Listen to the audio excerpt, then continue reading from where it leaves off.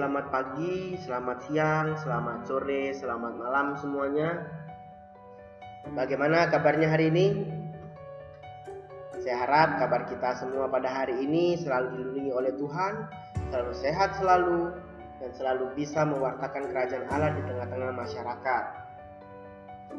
Pada hari ini kita akan masuk ke dalam materi pendidikan agama Katolik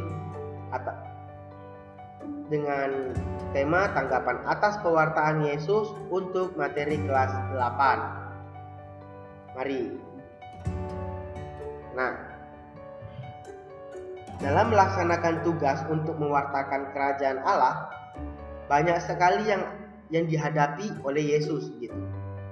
Jadi, saat Yesus mewartakan kerajaan Allah, tidak semata-mata semua yang dikerjakan oleh Yesus itu berjalan sesuai dengan kehendaknya. Tidak semua orang mau dan senang untuk menerima pewartaan dari Yesus. Pewartaan Yesus begitu baik, menyentuh dan juga menabrak kebiasaan-kebiasaan tidak baik yang dilakukan oleh sebagian orang, terutama mereka yang merasa nyaman dengan keadaan dirinya yang sekarang ini.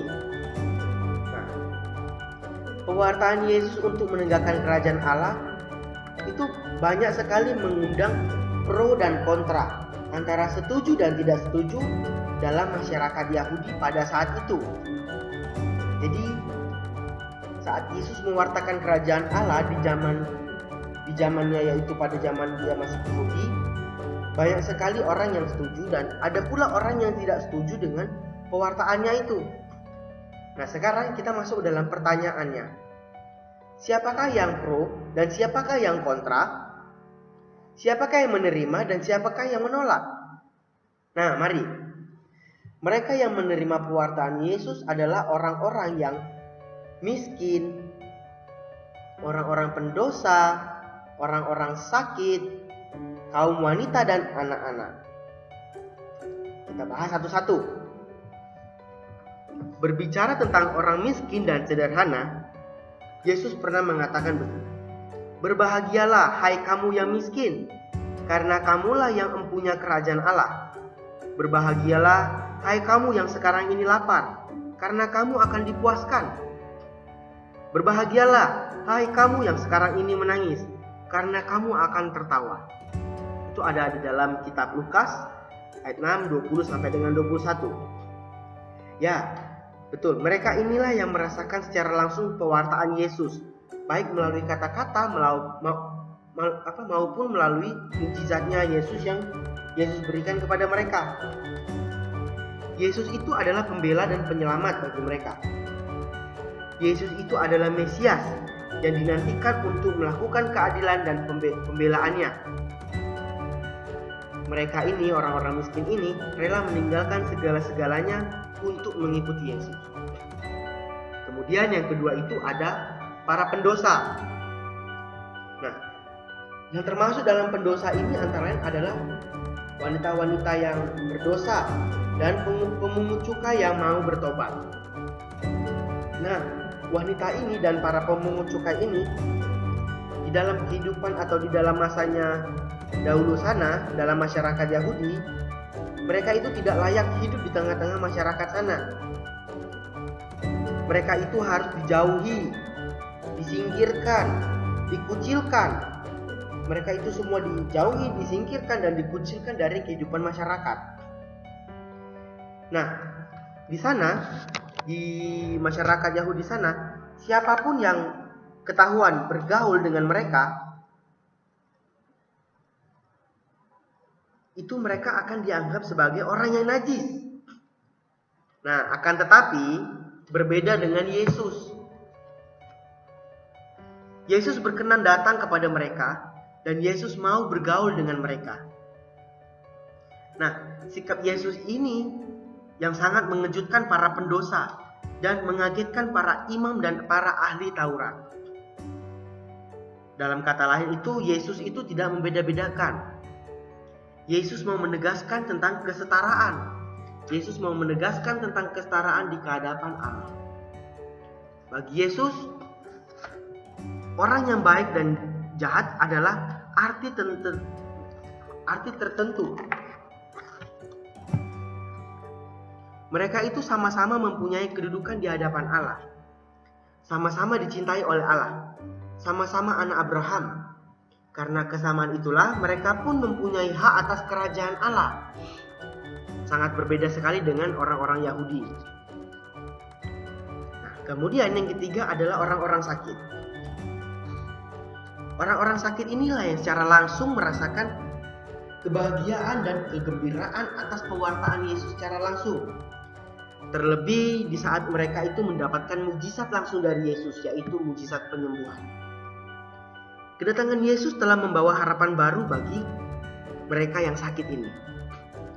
Nah, dengan cara itu, Yesus telah menunjukkan dirinya sebagai penyelamat, sang pebebas.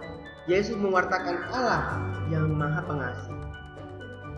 Kemudian kaum wanita dan anak-anak. Nah, dalam tradisi bangsa Yahudi, wanita dan anak-anak itu ditempatkan pada masyarakat kelas 2 atau masyarakat yang tidak terlalu dipentingkan karena keberadaannya di bawah dominasi laki-laki. Jadi laki-laki itu adalah raja atas segala-galanya daripada perempuan dan anak-anak. Nah, mereka merasa menjadi warga masyarakat yang tidak diperhitungkan. Si wanita ini dan anak-anak ini merasa mereka itu tidak diperhitungkan. Nah, lalu Yesus hadir dan meninggikan derajat mereka. Yesus memuji persembahan orang janda miskin, terdapat dalam Markus 12 ayat 41 sampai 44. Yesus memperlakukan secara manusiawi terhadap perempuan dan kedapatan berbuat hal-hal senonoh. Yesus juga mau menerima anak-anak dengan senang hati. Terdapat dalam Injil Matius bab 19 ayat 13 sampai dengan 15. Dengan demikian, mereka sungguh merasa mendapatkan perhatian dari Yesus secara utuh. Karena sikap Yesus yang peduli kepada mereka, maka mereka pun mengikuti dan melayaninya. Nah, sedangkan ia adalah orang-orang yang menolak pewartaan Yesus. Yang pertama itu adalah para imam dan ahli Taurat. Kedua, orang-orang Farisi. Ketiga, para penguasa. Keempat, orang-orang kaya dan mapan. Mari kita bahas. Yang pertama, para imam dan ahli Taurat. Mengapa mereka menolak Yesus? Karena mereka itu sudah menganggap dirinya itu adalah orang yang paling tahu dan paling mengerti mengenai aturan-aturan suci yang dikehendaki oleh Allah. Dengan keras, Yesus itu mengkritik cara hidup mereka yang tidak mencerminkan kehendak Allah. Maka dengan kehadiran Yesus, terbukalah kekeliruan mereka dalam menafsirkan kehendak Allah yang sejati. Jadi selama ini mereka itu menafsirkan bahwa kehendak Allah itu seperti ini. Tetapi sebenarnya yang mereka tafsirkan atau mereka mengerti itu adalah yang salah. Lalu para imam dan ahli Taurat ini merasa kehilangan wibawa dan mulai berkurang pengikutnya. Nah, oleh sebab itu mereka ini merasa semakin terancam oleh kehadiran Yesus. Jadi para imam dan ahli Taurat ini mempunyai para pengikutnya. Nah, ketika Yesus menyampaikan bahwa yang diajarkan oleh para imam dan ahli Taurat itu salah, sangat menyimpang dengan apa yang diajarkan oleh Allah, maka dari itu para pengikut-pengikut ahli Taurat dan para imam ini juga semakin lama semakin berkurang. Karena mereka sudah terbuka pemikirannya bahwa apa yang diajarkan oleh para imam dan ahli Taurat ini salah. Maka dari itu para imam dan ahli Taurat ini sangat terancam sekali ketenaran mereka dengan kehadirannya Yesus. Lalu yang kedua adalah orang-orang Farisi. Nah, kaum Farisi ini berusaha menjaga warisan dan jati diri masyarakat Yahudi itu sendiri. Mereka sangat menyoroti ketaatan pada setiap pasal hukum, tetapi mereka sendiri sangat memilih-milih dalam ketaatan mereka. Mereka menaati hukum Tuhan dengan memusatkan perhatian pada peraturan-peraturan ritual dan ibadat keagamaan. Kehadiran Yesus dianggap akan merusak tatanan hidup sosial dan kemasyarakatan yang sudah lama. Mereka mengecam sikap Yesus yang menyembuhkan orang pada hari Sabat dan membiarkan murid-muridnya memetik gandum pada hari Sabat. Jadi peraturan pada orang Yahudi itu adalah di mana adalah hari Sabat itu dilarang untuk melakukan hal-hal yang besar. Untuk contoh, menyembuhkan orang sakit, memetik gandum. Akan tetapi Yesus dan para murid-muridnya melakukan hal itu. Yesus menyembuhkan orang sakit pada hari Sabat. Lalu para imam dan ahli Taurat ini pun juga punya kesempatan untuk menyalahkan Yesus dengan pertanyaan, mengapa engkau menyembuhkan orang sakit pada hari Sabat? Bukankah kita dilarang? Nah, dilarang itu dalam arti hukumnya di sana itu seperti itu. Tetapi Yesus dengan tenang dan Yesus menjawab, aku memberikan apa yang dibutuhkan. Gitu ya kata Yesus. Lalu yang ketiga adalah para penguasa. Nah, bagi para penguasa ini, kedudukan dan kehormatan dan kekuasaan itu lebih penting dibandingkan tunduk kepada kehendak Allah. Nah, Yesus itu mengecam mereka sehingga mereka merasa kedudukan, kehormatan dan kekuasaannya terancam dengan kehadirannya Yesus. Dan yang terakhir adalah orang-orang kaya dan orang-orang mapan.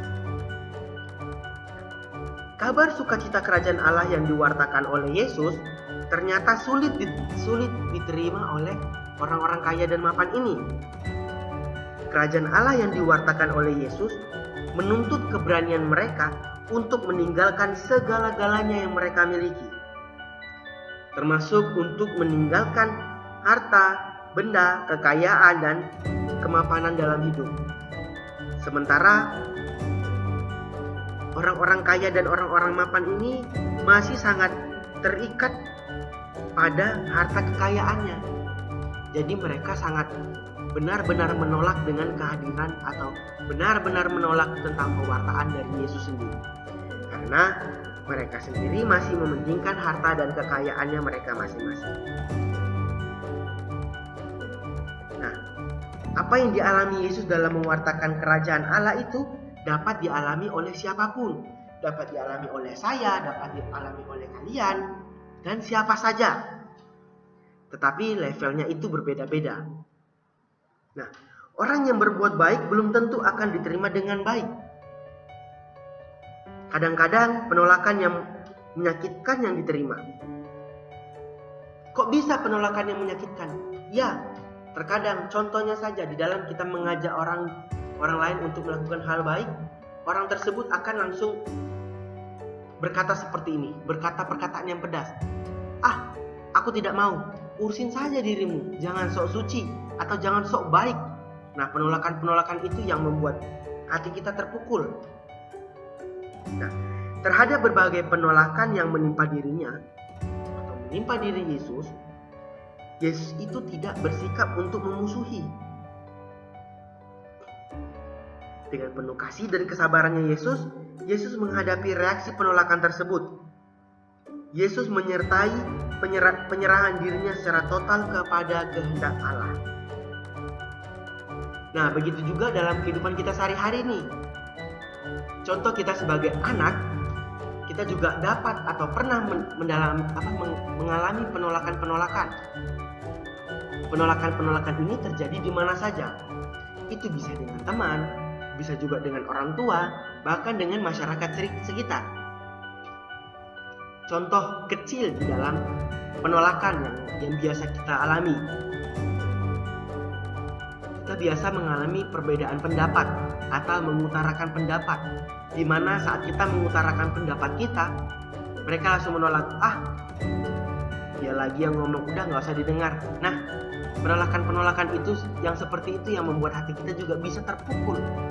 Akan tetapi, bagaimana caranya kita itu bisa menghadapi penolakan itu dengan penuh kasih, kesabaran, seperti halnya yang dialami oleh Yesus.